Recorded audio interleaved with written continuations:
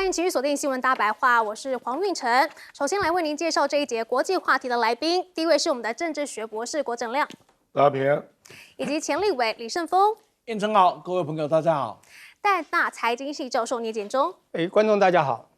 好，现在中日的冲突啊，连川普都看不下去了吗？来看到啊，现在这个川普建议啊，高市不要在台湾议题上面去挑衅。好，这个是华邮的报道说呢，凸显美中关系的一个新现实哦。好，据知情的日方官员还有美方人士透露呢，川普当一天呢稍晚安排与高市通话，并且建议他不要在台湾主权议题上面去挑衅北京，同时也说明了，虽然呢习近平他没有直接点名高市说，你要收回话，但是呢也没有为他施压，但他提到了战后国际秩序本身即对作为战败国的日本呢构成了一个隐含的暗示。好，现在来看到了这个大陆的官媒啊。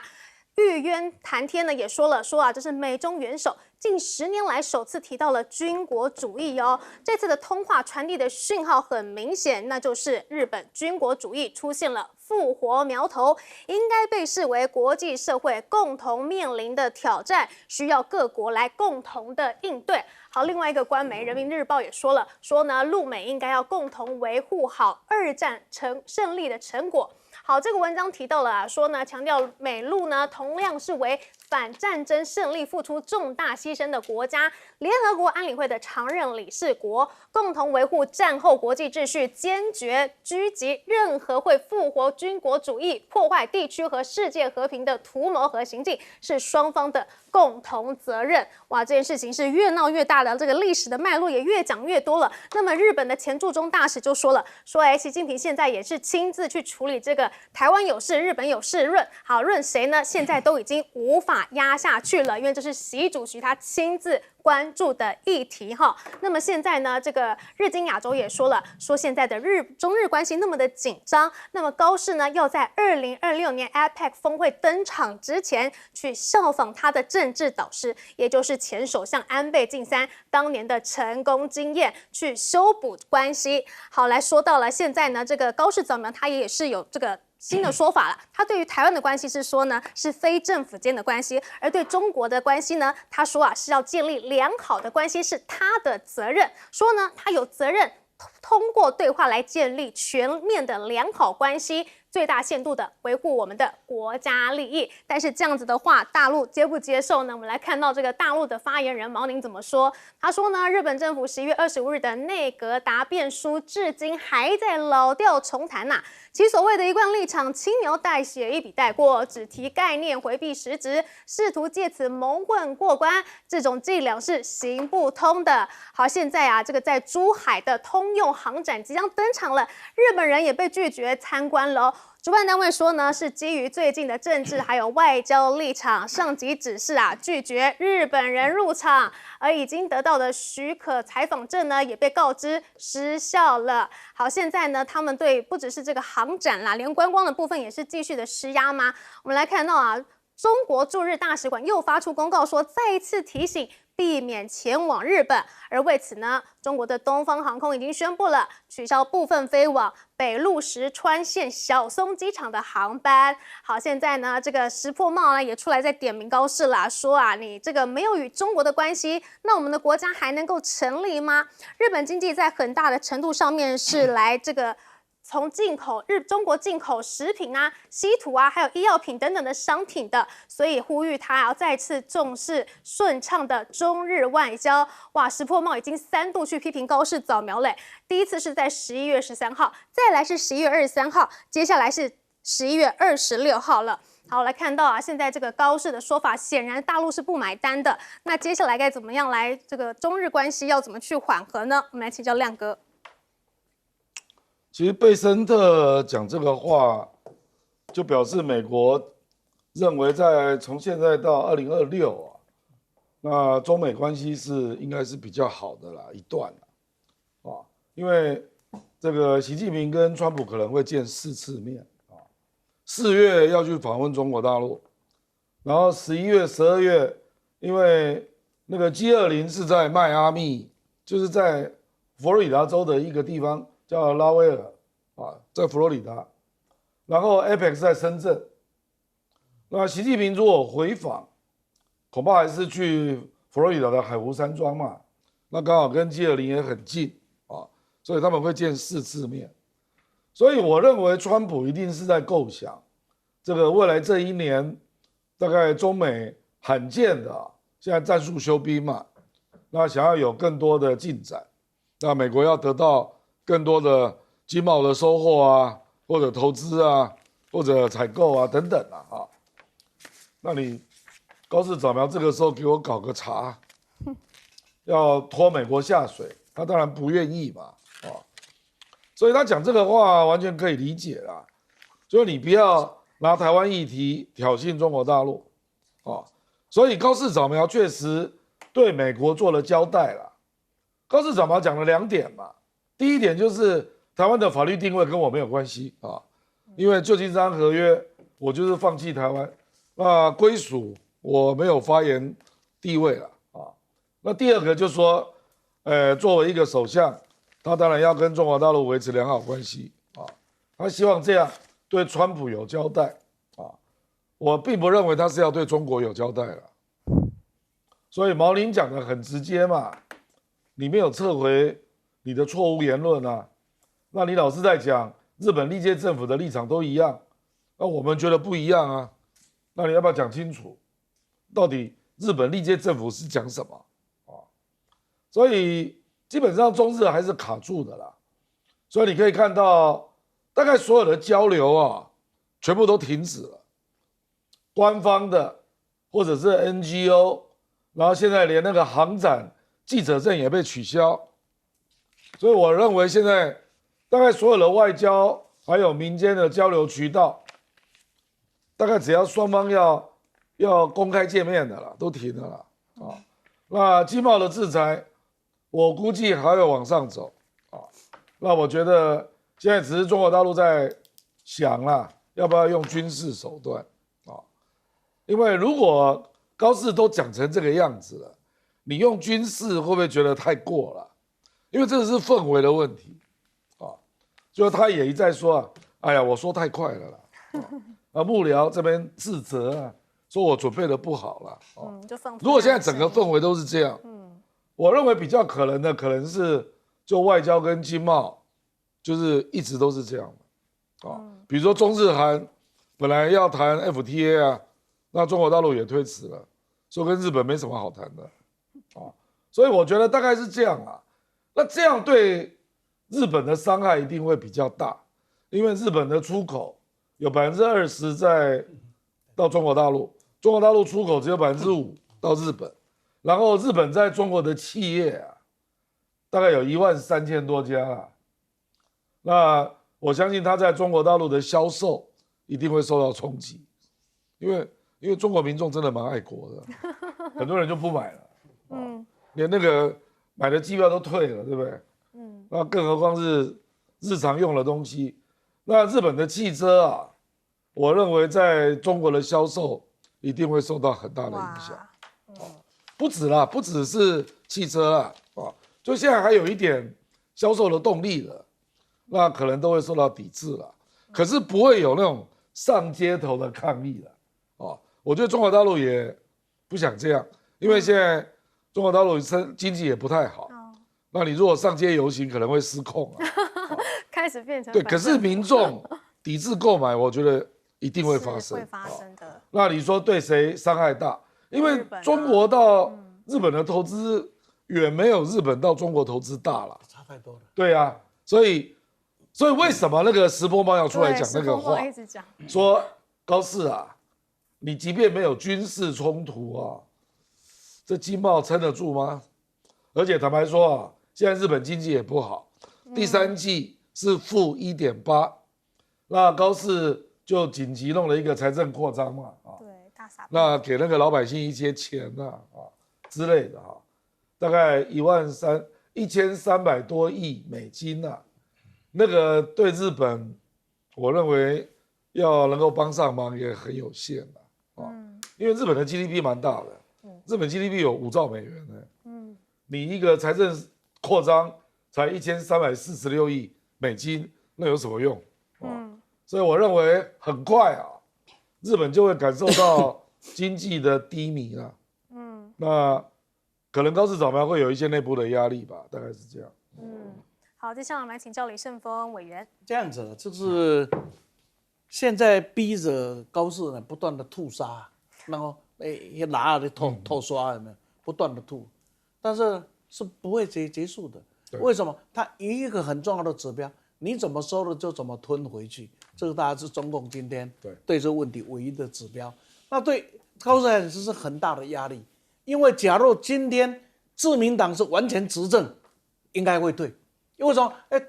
讲的再怎么错了，执政权不会变嘛，只是换首相而已嘛。很多人想当的呢，但是今天他是少数党，又加上了极右派跟他合起来的少数主政，那一垮是整个政权是垮的，不是高市的问题。所以在这个情况下，今天高市讲的这个问题，就台湾话一句话讲的。讲叫是麻糍啊，吞到哪后，才发现是铁剂以为是麻薯可以一吞就吞下去，吞不下去，结果发现现在是卡住了，吞也吞不下，吐也吐不出来，很惨了。那这个事情的发展，除了它吐出来之外，大概我的看法是这样子：中国大陆会采取几个的方式，日本越早收回这个问题会越好解决，否则可能有一些问题可能跟阿亮的看法有一点点稍微不一样。第一个会改变的就是钓鱼台。各位有没有注意到，那钓鱼台的主权问题，从归交的时候，两岸都有意见的，是属于台湾的，不是属于琉球的这个是有意见的。它不像琉球是很明显，本来是日本的，那主权归属等等，那不像这个是有问题。好，这个问题现在请我们在里面注意到一件事情：钓鱼台出了情况以后，中国的海警船就到了钓鱼台，然后到这都没有消息。你有没有注意？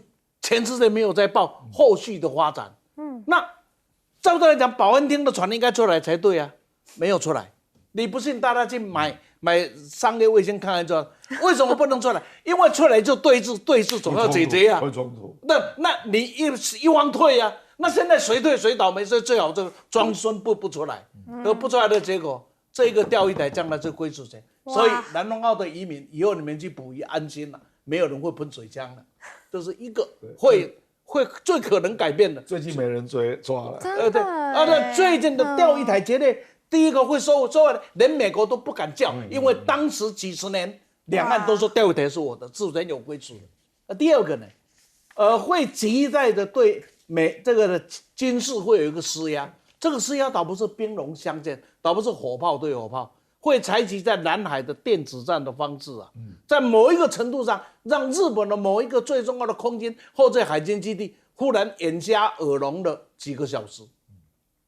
这个没有打仗嘛，但是我明白的让你知道，我是可以让你眼聋耳瞎。那眼聋耳瞎就是万一冲突起来的时候，你就怎么样子，你就被轰动抓背，对吧？所以呢，他很可能会用这样的方式，让你整个日本感觉到。因为现在日本还有一个期待，我们的军力是可以的，你敢打我吗？那现在就是说我也没有打你不到，但是我会让你知道，你打起来压力是很大的，所以民间会很兴奋。那呢，这个呢，专业人会很紧张。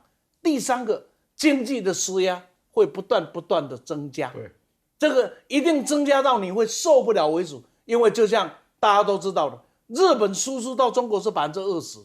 然后中国输出到日本是5%以下，那这个的情况下，你这个对等上差太多了，而且日本对中国的投资跟中国对日本的投资就好像我们跟大陆的投资一样，我们对大陆投资可多得很，大陆对它因为被限制嘛，对，因为日本是一个企业进入是很困难的，所以这个的情况就我讲吐到最后呢不收回啊。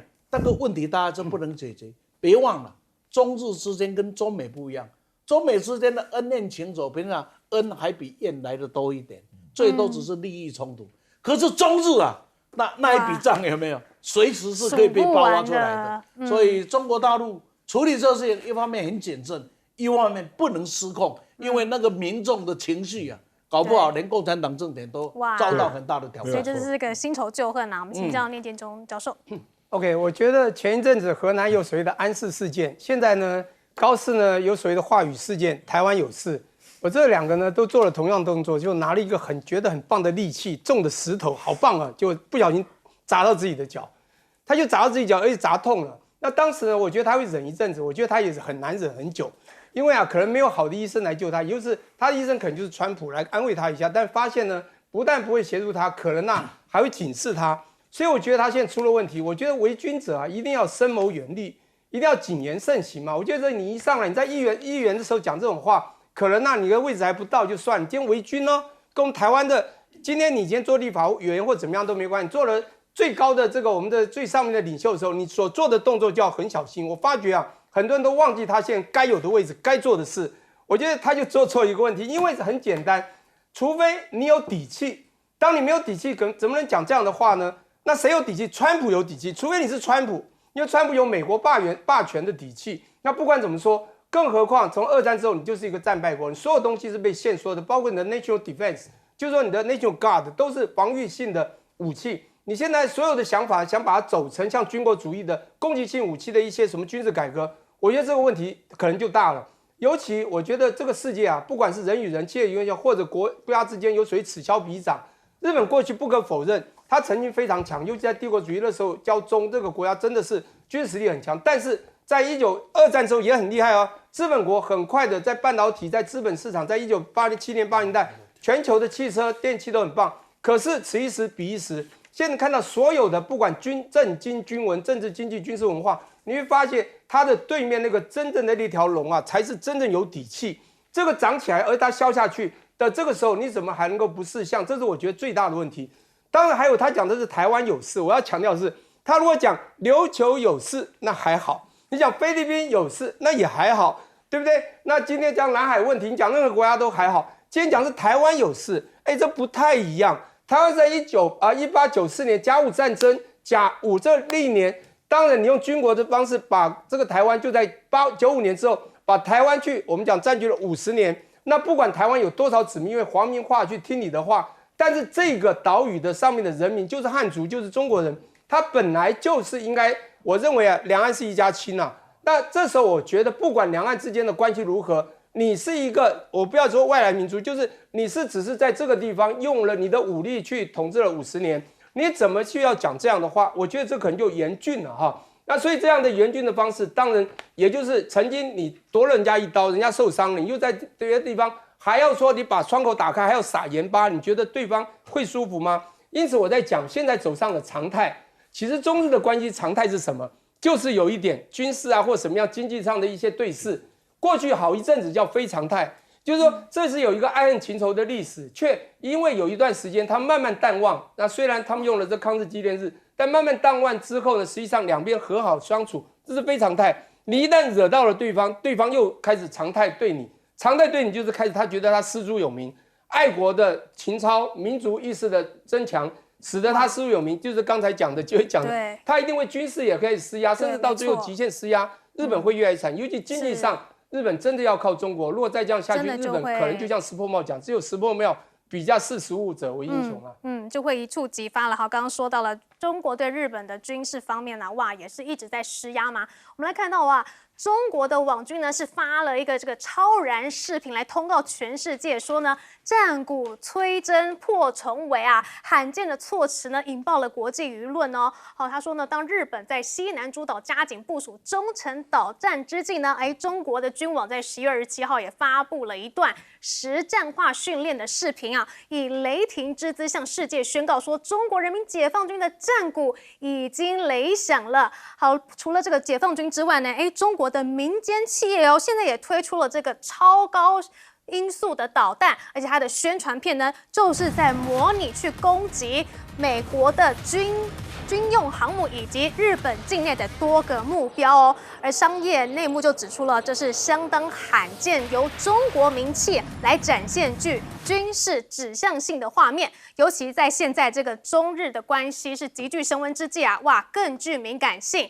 而这个解放军日报呢，也借着这个日本的动漫来去嘲讽高市早苗。来看到这个是这个是一个车力巨人呐、然后他背上呢是放着一个这个山姆大叔，这个形象就很像是在美国就骑在这个高市早苗的上面来去讽刺高市早苗。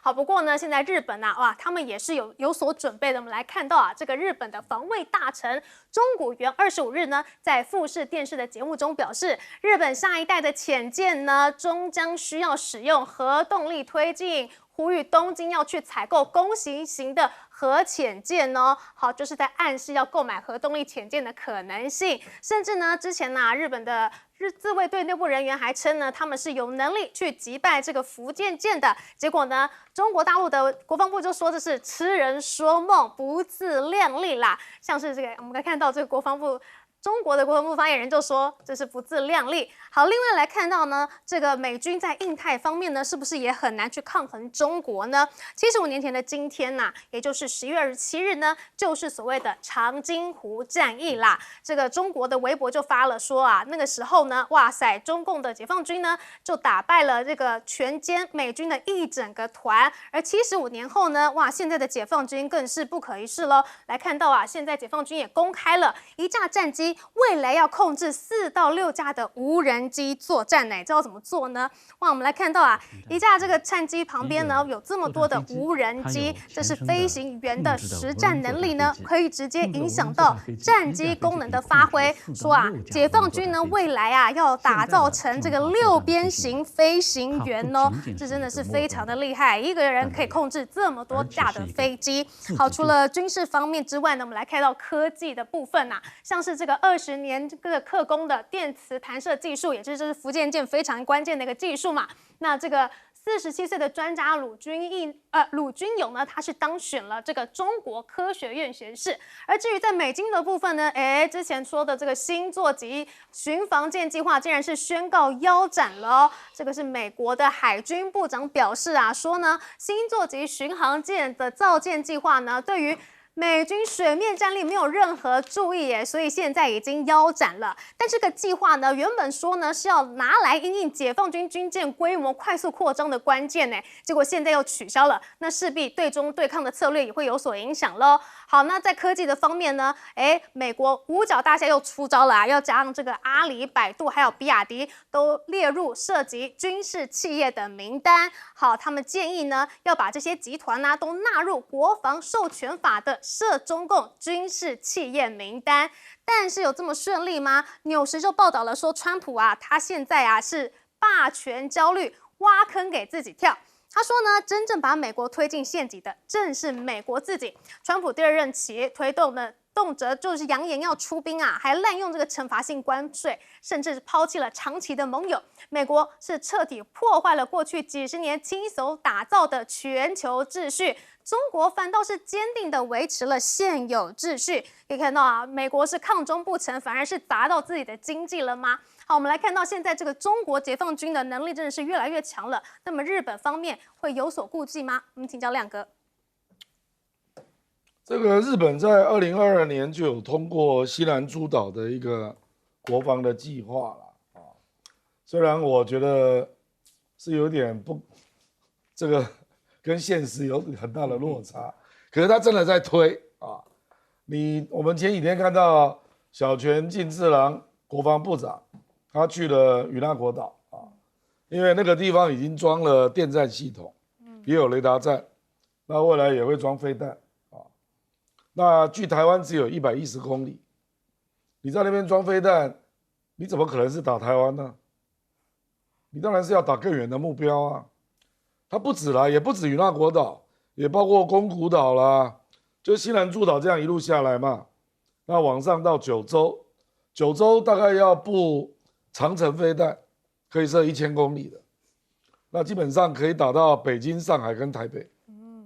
所以你认为中国大陆会怎么想？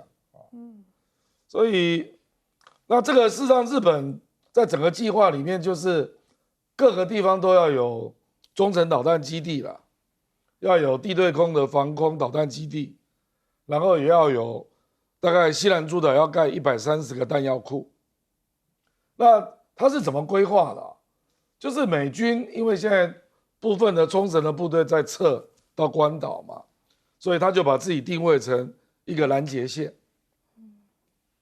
可是你拦得住中国的055、075、076吗？这我实在是严重怀疑。而且中国大陆有那么多东风快递，对，到时候就把你整个都炸光了。可是问题就是他真的在做，日本人就是这样，他一旦想定了，他就是死脑筋啊，你知道？他战术上都一定可以落实到一定程度，可是问题是战略可能是错的啊。这个已经很多战争，很多人都这样评价日本啊，说你的战略有问题，啊你做事认真嘛，所以战术上就是会铺陈出来啊。事实上，就像盛峰兄讲的，真的在钓鱼岛对峙，你也搞不过中国大陆啊。中国大陆的海警船有12000吨的，你日本怎么弄啊？中国大陆也不用到那么高啦，他派几艘6000吨的海警船，那加上2艘军舰跟着啊，大概那个地方就不会有日本的海巡船的啦。所以我们南方岛的渔民就可以去钓鱼岛附近抓鱼了啦，因为中国大陆不会抓你，所以我是觉得这个就是因为日本人就是他危机感很重嘛，所以他就觉得我一定要做某些事啊。可是美国也不准他发展战斗机，你也不能够发展核武，你超高音速导弹现在也还没有出来。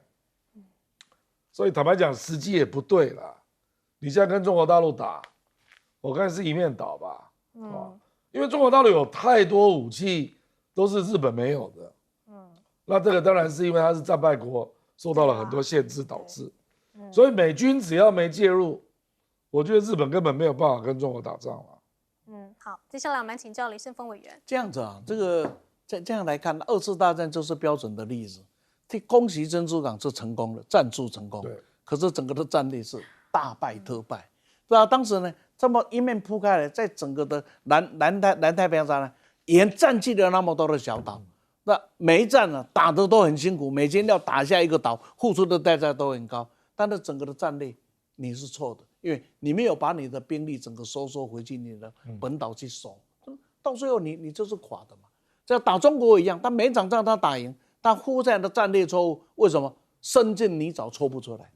这日本呢，所以决定他在整个的战争上是战略大败特败，战术上他在每一场战役看呢，他都是成功的几率比失败多啊，甚至让别人付出很大的代价。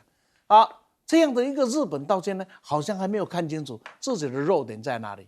我随便举个例子，刚刚主持人提到了，比如说中国大陆的中程僚机。它就是一个驾驶，那后面有一个操作者，那最起码是4架的僚机。当这样一出去，上面还有预警机，你要打哪一架？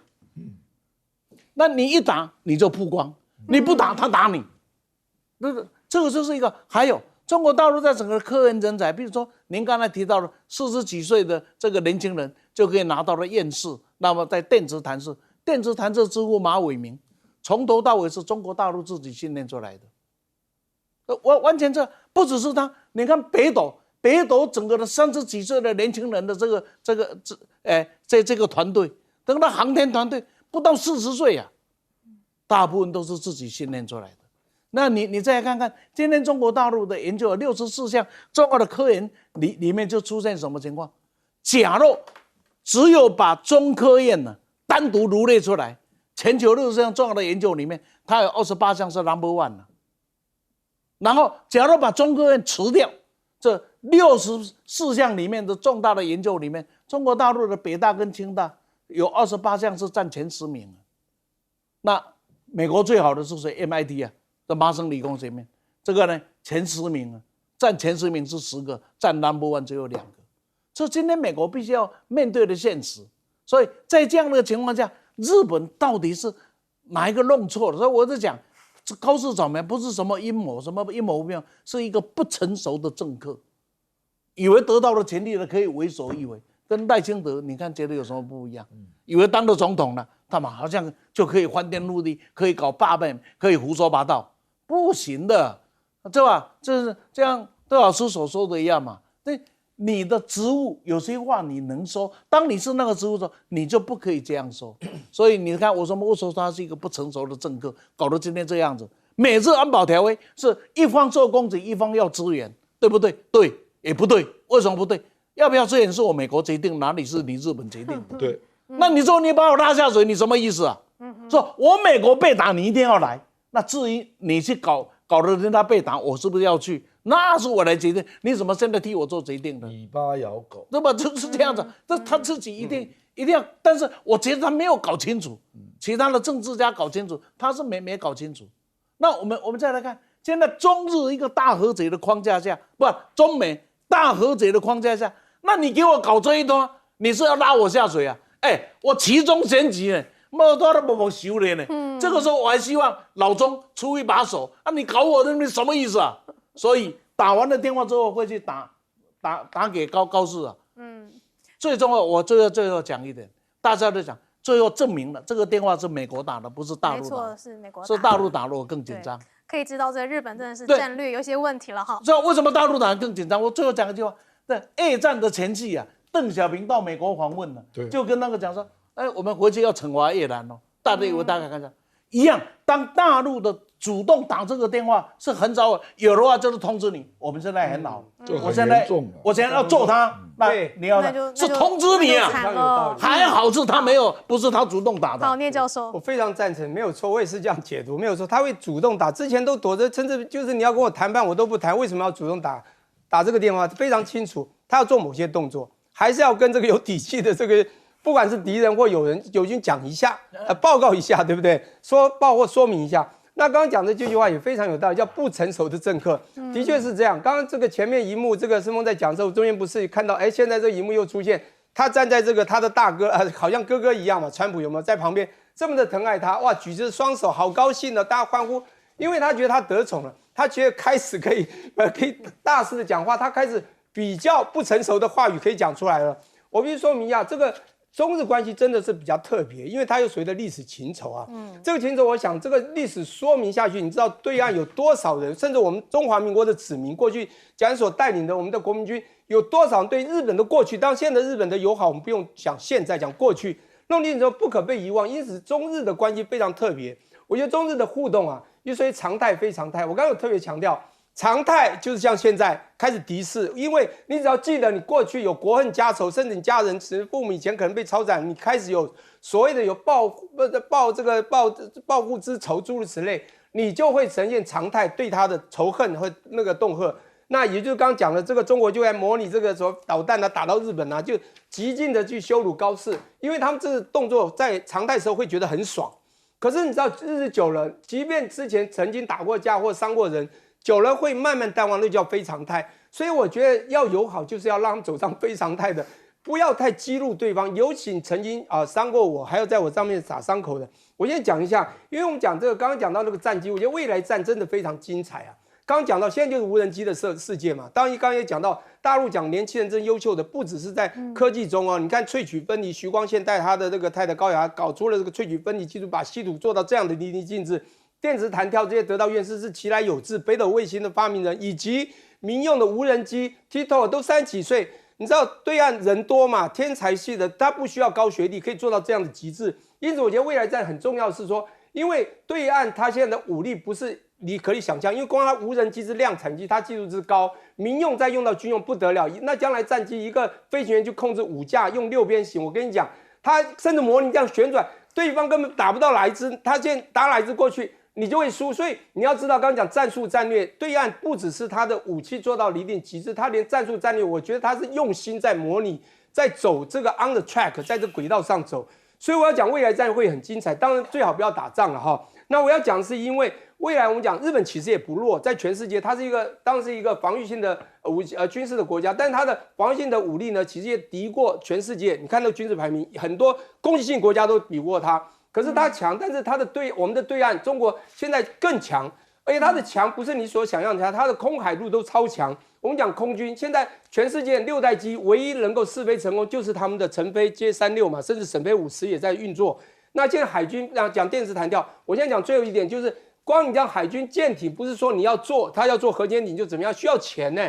两岸上舰艇要多少钱？你可能会吃垮一下子几年的 GDP。我现在重点就是中国现在的空海陆已经强到一定的水位。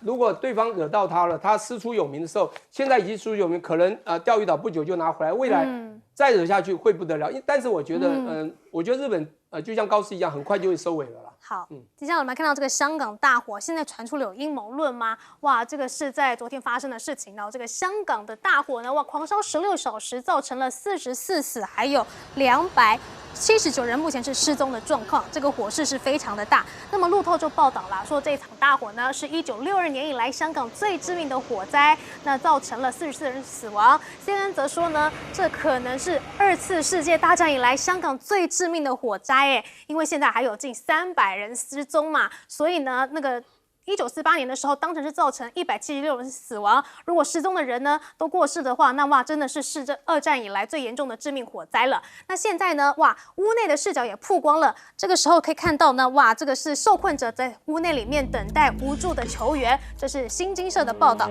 说呢，当时呢有一名受害者的民众拍下火灾当时的画面，当时外面的竹棚啊、围网都在燃烧，火势相当的猛烈，浓烟不断的冒出。那受困者为了避免遭到浓烟呛伤，只好赶快的关闭网路。而现在习近平也要求要全力来扑灭这个火灾了。好，另外来看到这个起火的原因到底是什么呢？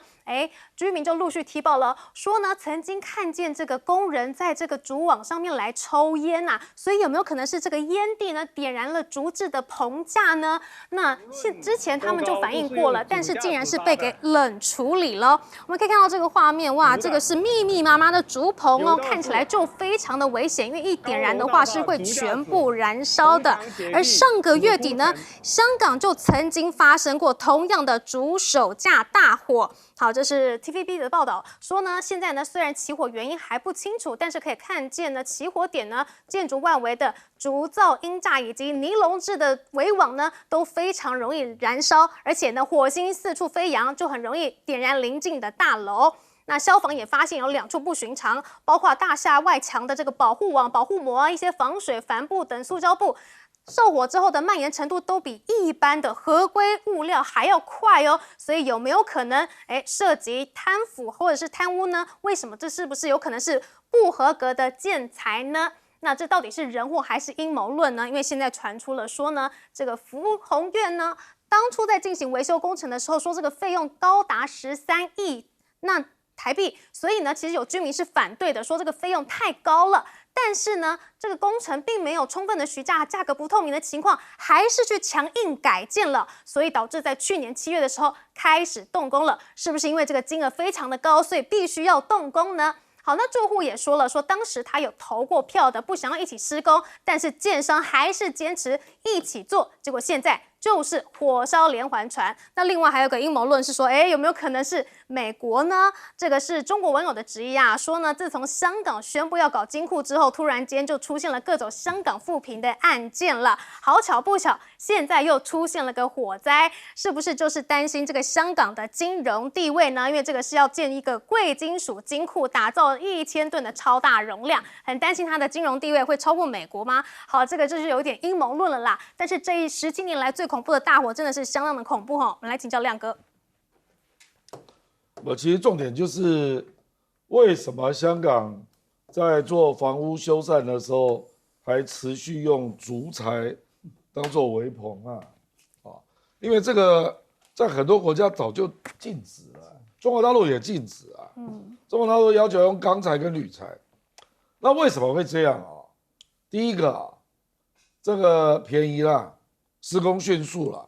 香港用竹棚围楼修缮有70多年的历史，那目前施工的工人队伍上万人，所以构成了一个很大的利益团体，所以等于就是政府就一直做不出这个决定了那以前真的也没有发生过这么严重的大火，有小火那就发生了而且香港的大楼有很多外表不是平整的，它有时候会凸出来，那竹子有弹性所以比较可以这个弯上去，把这个竹围都把它弄起来那用钢费时费力，而且又贵那事实上中国大陆早就下决定把这个给禁了可是就很不幸就发生了这个而且30楼的大楼，香港的云梯17楼以上没有办法救，然后它的空中就是我们在大陆看到什么无人机救火，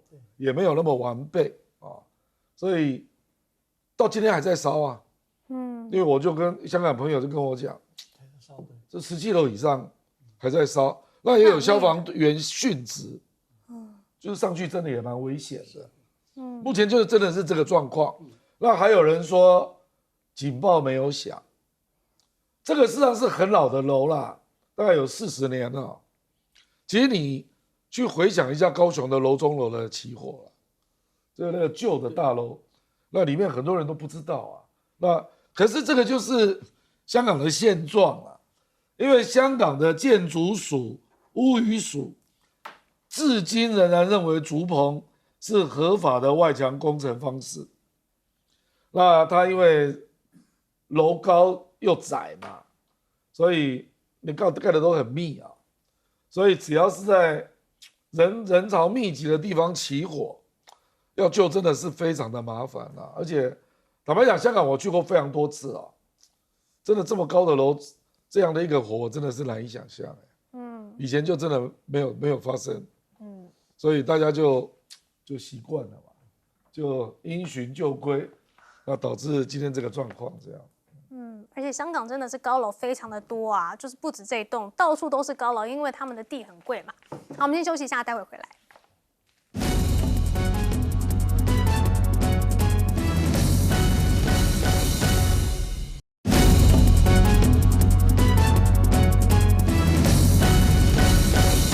这场香港恶火到底是人为的还是天灾呢？我们来请教李胜峰委员。这个把所有的不利的因素全部集合在一起，才有造成今天难以想象的恶果。你知道这总共31层8栋楼，总共住有1984户。哇，你想想看那个多密集。电影我们也常看到香港的这种大楼是一条走廊好几户对，所以那个真的逃生是一个很困难的地方。然后他把所有不利的因素都集合在一起。第一个，他现在的整个要拉皮，这整个装修要拉皮，他把8栋呢同时包装好，同时进行。那包装的食材就用竹棚，然后塑胶布，那这些都是引燃一点就不得了的事。好了，假如今天只有1层楼，只有1栋，那这一栋烧了不会延到其他去，它是8栋同时进行的结果，一它烧起来是不是就会有产生这个火星？这个火星只要一吹，就吹到隔壁楼，有没有？又烧起来了，这个要救都不知道该怎么救。再过来，因为是很高，它烧起来结果呢，所有的掺杂的东西就往下掉，你下面要救你也没办法救，因为那个火不但又要往下掉，所以这个呢看起来真的很像赤壁之战的火烧连环船，就是一路这样子烧下去，烧到你简直不知道怎么样子来处理。它同时呢，我们知道呢，在救火的时候有一个叫隔火带就好，这里烧了，那我就把这边给隔掉。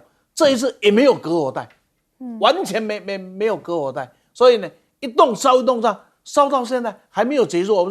我中午拿到节目单的时候，我一看还在烧，那而且不知道该怎么结果。更麻烦的又是一个是消防队本来可以用很多方法来灭掉，但是显然整个的消防队是没有足够的条件去应付这个高楼的大火，楼太高了，还有他自己本身所携带，就是说所创造的物品也没有做好这个有时候一国两制真的甚至是一国两制大陆该准备好的东西，好像香港都没有准备比如说他有那个发射那个像导弹一样的，对，发射那个导弹机，它可以从高楼发射把它给弄掉，这好像整个香港设备都没有。在大陆里面的这个设备呢，可能就蛮多，而且我也不晓得为什么香港政府到底有没有提出伸进大量的来进行消防的援助，因为像这样一个大火，显然已经不是香港一个单纯的消防局能够解决。可是香港的一国两制下，他愿不愿意让伸进的这个什么消防队进来救这个又变成政治问题了。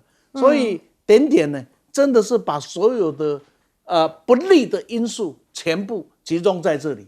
又是到了冬天，风一吹那更是助燃了。所以没有看过这么灾惨的一个灾情。你说像伦敦也在几年前也发生到但是呢，也没有像这样子一栋一栋的烧下去的。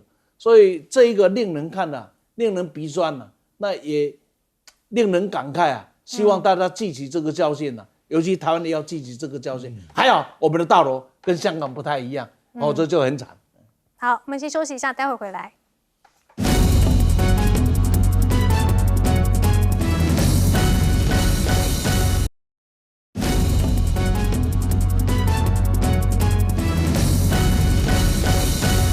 现在香港大火就在低楼层有救出生还者了，那高楼层怎么办呢？我们请教聂教授。OK， 因为这栋楼住了刚讲了1984户啊，可能近万人。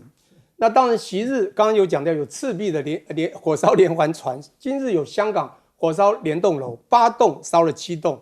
那当然，刚刚讲到很鼻酸、很悲哀，这的确是这样。但是现在有各种因素，说是这个理由，我觉得啦，当然这个任何理由都有可能，现在还没有找，这也没有黑盒子的问题。现在我觉得最有可能，当然这我自己判断，因为我分析到很多地方，因为我是很爱做法拍的可能很多人知道，你知道法拍我买下来以后，第一个看它年限之后，都想做第一件事就是什么管线全换，因为我不知道您刚讲40几年的房子。我最担心就是这么大的楼，只要有一个地方的电线稍微老旧，因为过去的线能够承压是有限的。对，这是我的分析啊。一烧我就觉得这么大的楼，尤其香港，这是香港现实嘛，人多嘛，在这么小的地，当然自己挤这么多的人。我跟你讲我其实电线走火常常发生，我自己的买弄法也发生过，就是都还好是小的，因为你去拿旧的电线，它一不小心，你只要东西多插几个线，它就会负荷一超过就会着火。我们以前在淡江也发现过这个，我就是看到了失火之后，当然学校颁了我一个叫做功在淡江，就是因为我发现失火很快的找那个是已经20年前事，那这是我的分析。后来也是抓到在11楼某个系主任室里面的电线走火。好了，当然原因可能不是我讲，我觉得阴谋论可能是过之啦，这人的想象力太丰富。好了，但是还是要一句话，我们的火水火真的是无情啊，星星之火可以燎原，真的。